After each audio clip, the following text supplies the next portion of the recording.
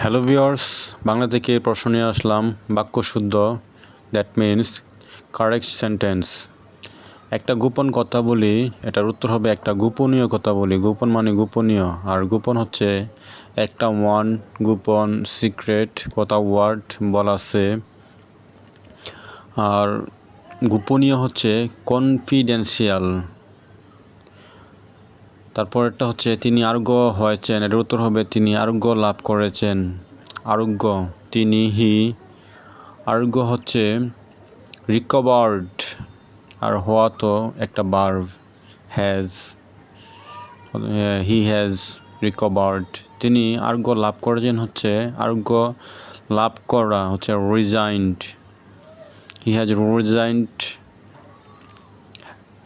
His health, মানে তিনি স্বাস্থ্যে আরোগ্য লাভ করেছেন, সুস্বাস্থ্য হয়েছে। একতা প্রমাণ হয়েছে, এটার উত্তর হবে একতা প্রমাণিত হয়েছে।